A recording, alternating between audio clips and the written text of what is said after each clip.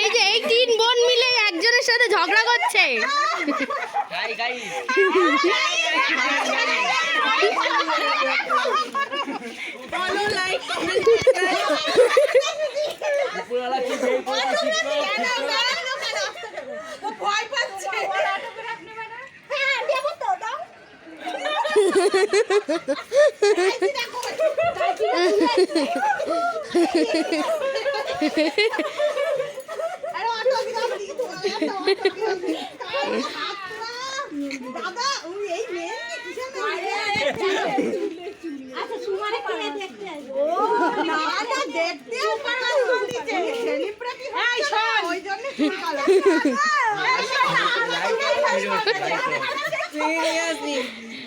ফেসবুকে লাইভ চালাতে